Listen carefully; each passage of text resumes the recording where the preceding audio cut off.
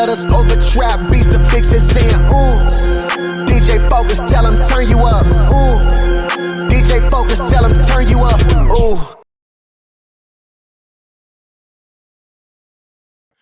And we back. DJ Focus, Dice Gamble. You tapping into the Fixx, your source of faith-infused hip-hop, R&B, and poetry. Y'all know what time it is. It's time for our spiritual detox. And listen, we keep talking about all this good Christian R&B, Christian music that is being put out. And I came across an artist. She's been doing some stuff for a while.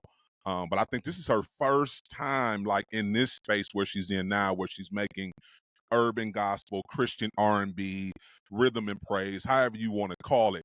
And I was like, oh, let me reach out to sis. I said, yeah, we need to hear more music like this. I think for so long we've been in this little box, in our little gospel box, and we've been not allowing for artists like herself to like be free in sharing the gospel in a different form. So that's what we all about here at the Fixx. So without further ado, help me welcome in a super talented singer songwriter, Vasi. What's going on, sis? Hello, thank you. Thank you so much for having me. Absolutely. Listen, I want to give you your roses. You've been doing some stuff for a while. I think you've kind of been like under the radar. People know, but they don't know. But I know you've been doing and singing all genres of music. You're just a super talented singer. So first, let's talk about the journey first. Walk us through a little bit of your faith journey, how you developed your own personal relationship with Christ before we talk about everything else, though. Yeah. So I grew up in a Christian household, but we kind of grew up like going off and on to church, right? It wasn't really like a super consistent thing until I was about 12 years old. We started going to an AME Zion church in Fayetteville, North Carolina, where I'm from. And that's the first time I really heard God talking to me about maybe doing some Christian music or maybe just music to glorify him, right? I got saved when I was 14. I did the altar call at Bible study one Wednesday. So God has always been a major part of my upbringing and my life. I had to go on the journey to realize the possibility to be able to sing for him and still kind of sound like me. So Do you feel that was were you reserved at first to even do that? Because I love what you said, like be able to sing like yourself. Did you feel like you couldn't do that in the space that you were in earlier on in your career? Um, yes. I feel like so I started out performing in musical theater, right? So I really first started singing and using my voice to be a character, right? And then at some point I started to kind of figure out what my voice was as a singer-songwriter. And at the time I didn't really feel like there was a space in gospel or in the industry for a voice that sounded like mine. And so I figured, okay, well, I have to kind of be in the secular space. And then God took me on a journey where I realized I kind of didn't want to do music if it wasn't about God anyway. And then this really cool space of Christian R&B, like so many amazing things are coming out of it right now. And God just positioned me both spiritually and just in my life to now kind of really be able to embrace this space. So I'm excited to be here. That's good, and I think it's been around, but I think it's only been where a few over the years could really like do it, where people accept it, like your Mary Marys, your Dietrich Haddons, your Dawkins and Dawkins, like they have always done like that R&B Christian music. But yeah, we here now. So okay, so yeah, you get you develop your relationship with Christ, you start your musical career. Walk us through, as you. So when did you know you really had it though? So like, when was that moment where you're like, no, I can really do this on a professional level, and of course you can get into everything you've been a part of, American Idol and everything. So yeah, when did you know you had it, that you had the gift to sing and you could do it professionally? So actually pretty early on, right? So like I said, I was growing up doing musical theater. My brother found an open casting call for The Lion King on Broadway, and it happened to be happening in Atlanta. And so we drove down from North Carolina to Atlanta and I booked it, right? And I was 8 years old when I auditioned and I was 9 years old when I started performing and when I moved to New York City. So it was pretty early on that it was like, oh, this is something I love to do as a hobby. And I was exposed to the possibility of as a career. And so it really was for most of my life that I've been in the space of understanding it as a possibility. What was it like, being a part of American Idol? Share a little bit of that experience. Sure. So American Idol came around at a pretty interesting time in my life.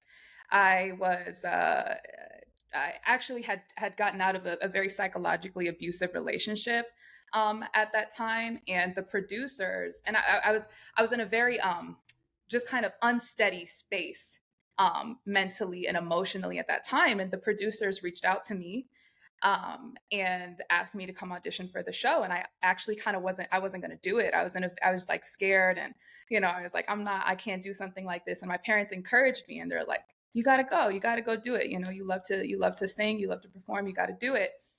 So I went to the casting in Savannah, Georgia.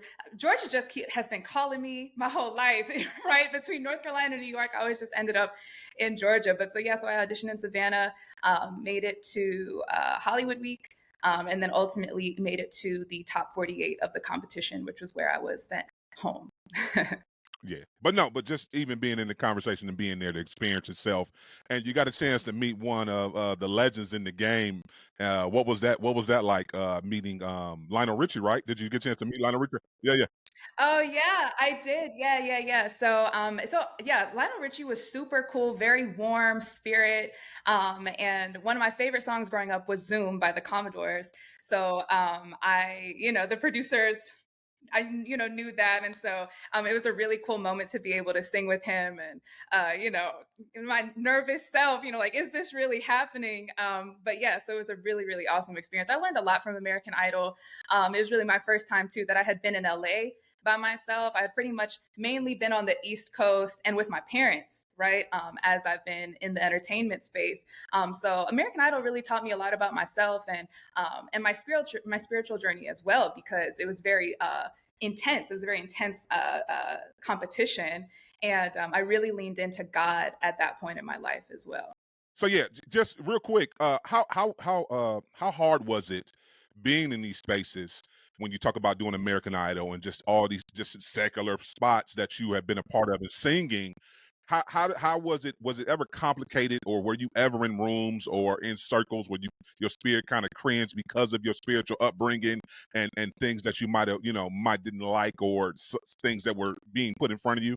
Yeah, definitely. I think that it's probably present in every industry, right? But I think especially in entertainment, where it is such an intimate space, right? Like when you're connecting with people over, especially music, where you're sharing personal experiences, and if you're like me, like I wear my heart on my sleeve, right? And I tend to, I tend to like try to be vulnerable, and so walking into rooms where I could feel that it was not necessarily a space that was aligned with the same motivations that I have and that I feel are impressed on me, like from the Holy Spirit guiding me, it can be tough, right? Because you kind of have this like battle, right? Where someone over here is telling you like, oh, you should do this because people are going to like this, and this is going to work well, and this is what, this is what's going to make you pop, right? And like you want like to, like it, you like, I like to sing, right? So I'm like, if this is going to get me heard, like sure, right? But then you have the Holy Spirit that's like,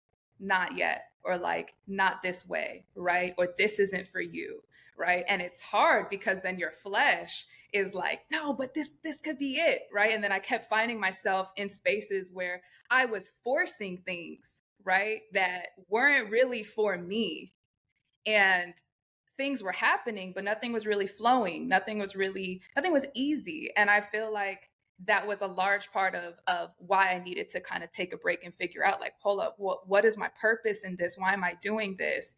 And so, yeah, it can be tough. What was that? Was that ever challenging on when you talk about the aspect of you being able to one take a break and find yourself? I don't know too many artists that would do that, especially if you're doing it as a profession. You're looking to make money off of it. Let's be really clear. You're a singer. You want to be famous to a certain level. That just comes with it. What was that challenging at times to say, you know what, I'm not gonna sing this music, or I'm not gonna let my music be over sexualized, and I ain't taking all my clothes off, or like seriously, was that hard for you? Yeah, and I think that it was also heartbreaking, right? Because I was like, wow, this really isn't going to work, is it? Right? Like this really is not for me, is it? And that's why I had to take a break, cuz I was really not in a good space mentally or spiritually, and I was like, this can't be for me, cuz I know God wants me to have like God wants me to have peace. None of this is peace. And I feel like that really saved my life, actually, was taking that break and just kind of submitting and surrendering. I was like, you know what, God, if I was wrong about all of this, like if I misread all of this, all of these situations as like this being what you want me to do, or this being what you have for me, my bad. Like I'll give it all up, because it's just not worth it. So it was hard, but I think that ultimately it was a large part of the process that God had for me to really realize uh, my place in his kingdom, and to also use my story to help other people, because I really was struggling. I was struggling really bad mentally, just trying to keep up with like the things that ultimately weren't for me. And the best thing that I could have done was give it all up and surrender to God. And then God brought me back, right? Like once I surrendered, and once I said, you got it, whatever you want. So That's that's good. Listen, DJ Focus, we got to go to a quick break. I promise you, don't touch that dial. We'll be right back with more from Vasi. Keep it locked. You're tuned into The Fixx. You know The Fixx is in. Culture Radio. We're not just background noise. We play the music that inspires you, because every song has a story. Christian hip hop and R&B music and talk on Siriusxm channel 154, 24 hours a day. Holy Culture Radio is changing the game. Discussions about faith, arts, vocation, and education. We talk about the real issues that affect our communities and work together to find solutions. Join the discussion at holyculture.net and be heard. And we back. DJ Focus. You tap back into The Fixx, your source of faith-infused hip-hop, R&B, and poetry. Still got Vasi on, kicking it with us. So come on and let's talk about it. When you go into the lab, the studio, and create music, talk about your creative process and how you look to create a hit. Like what's the sauce on how you create hits? Well, so actually, what's funny is that the new music I'm releasing, actually, I wrote in my bedroom, like literally laying in bed, like chilling, talking to God, and just kind of asking God to like guide me in whatever needed to get out.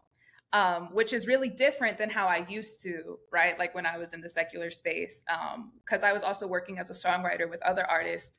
And so, you have the formula, you try to get the hit, or the hook, or you go in and you lay melodies, and then you kind of try to figure out, what the song is about.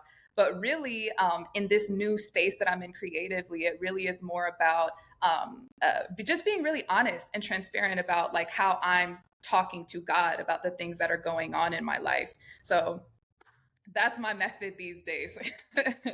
No, that's good. Why do you think so many people are not transparent in their music? Because I think that's good that you're looking to make sure you give people substance and like be honest at like where you're at, if you're struggling, if you're going through this, if you're up and you're down. Why do you think so many people run away from being vulnerable like that? I think it can be, for some people, a little scary to be vulnerable, right? Because then you have to be honest with yourself.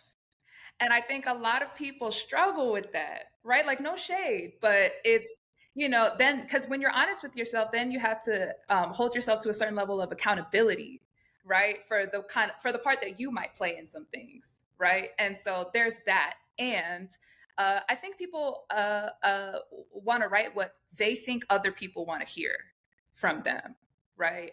Especially when we live in a world of algorithms, and you see this is popping off, and oh, this is controversial over here. Let me hop on this controversial kind of wave.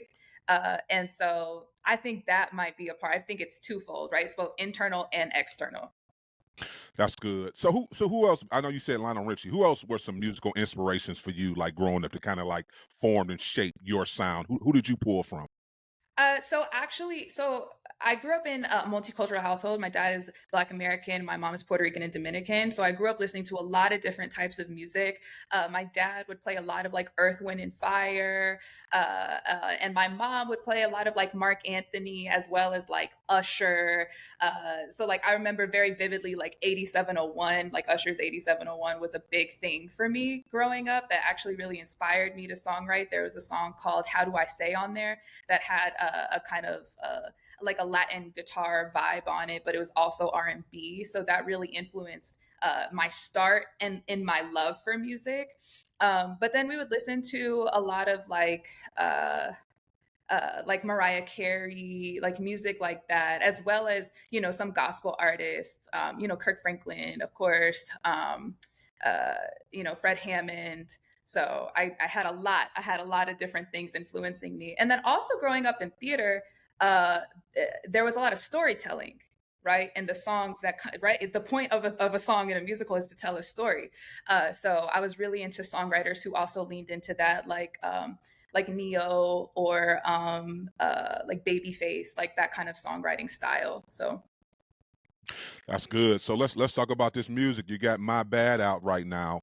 And yeah, it's like you said, it's pretty much a conversation with you and God. So just walk the people through, if they haven't heard it, like your thought process of just really diving in and being vulnerable like that. sure. So My Bad really is about if you've messed up so many times that you don't even know if you have the right words to, you don't even know where to start, right? To like get back with God. And it's kind of like, is it cool if I just say my bad and we can start all over, you know? And so when I was writing it, again, I was in my room. I wasn't even really thinking about putting anything out because, like I said, I had stopped. Like I was over it. I couldn't even listen to music for about like a year and a half. Right? I couldn't sing in the shower, like none of it. Right? I was done.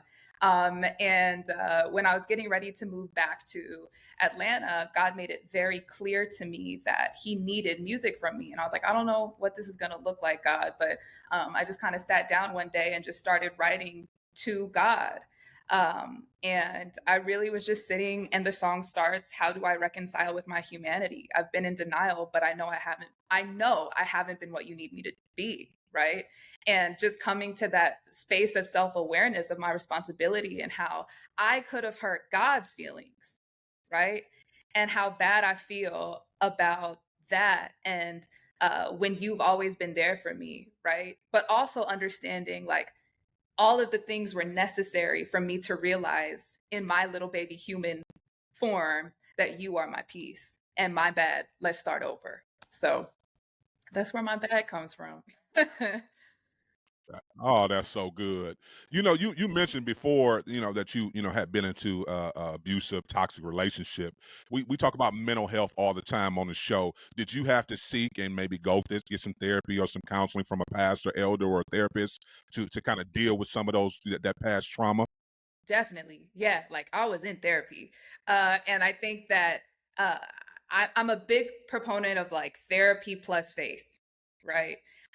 And therapy, I believe, gave me the clarity to want to align with God again, you know, and realizing not only the way that I had been traumatized and how to deal with that, but to also accept that like I had kind of been a hurt person who ended up hurting people as well, as a result of different trauma that I had experienced. And that's not cool, right? Either. And then just really getting back into my Bible and really just leaning into the forgiveness um, that God like is willing to give you if you're willing to give yourself to Him. And so I definitely think therapy helped me get back on track in a lot of ways. So yeah, 10 out of 10 would recommend the right therapist, right? Not just somebody who's going to kind of like, what's the word? Oh, it's right at the tip of my tongue. But like, you know, just somebody who's like not going to be real with you, you know, and just going to kind of let you sit in it, and someone who's going to hold you accountable as well. Yeah, accountability is very key. You've been around a little bit and you've done a little of this, theater, you've done American Idol, you've done the secular, now you're about to work in gospel. If you could change anything in the industry, the business part of it, or just how things are structured, what would you change, in your humble opinion? Ooh, I would change. This is kind of tough, right? But I would really change the way that people work with kids, right? Like the way that people work with teenagers specifically, because when you're a teenager, you just like, I'm singing for me or speaking for myself, right? You just want to sing so bad, right? You just want to you just do anything just to be seen, right? To be validated. And I think that it can get kind of, uh, there are some people who can prey on that, even if your parents are around. And I'm really blessed. Neither of my parents are trying to be my momager or my dadager, right? Like they just support me, and they've never tried they've never been stage parents, right? So I've always been blessed to have them around me while I was a child to protect me as much as they could. But I still think that children are so impressionable, and there are just some things that I experienced that I think kind of I shouldn't maybe have experienced as a child. So if anything, I would make it a little bit more strict about how people are able to work with kids, because they're kids, right? So yeah. No, thanks for sharing that. That's real. Yes, you guys are. Yeah, they are kids, so they should be treated that way. But yeah, that's a whole nother conversation. I ain't gonna get in that question. Yeah, because of the factory of just putting out music and all that goes into that. It's like a factory assembly line, I feel like sometimes. So what's next? We working on the EP, we working on a project. What can we expect? Yes, yeah. So definitely more singles, a project as well. We got some videos coming out. So yeah, there's a lot more to come in the next couple of months. Any collaborations? Are we working with some Christian R&B or some gospel or some Christian hip hop artists, or is it just all you? So we're working on that. Nothing I can necessarily speak on right now, but that's definitely a goal. And There you go. There you go. Not you supposed to come on here. You supposed to come on here and drop some tea, and you running away from the question. You running from the question.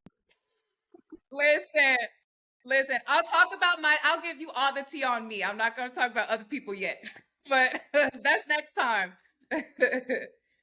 That's what's up. That's what's up. So listen, I appreciate you rocking with us. Can you tell the people how they can connect with you, follow you on all your social media platforms, as well as introduce your latest single? Yes. So again, y'all, my name is Vasi. Y'all can find me on Instagram, TikTok at Vasi, YouTube at Vasi. That's LEEVASI. And this is my bad. I hope y'all like it. Keep it locked. You tuned into The Fixx. You know The Fixx is in.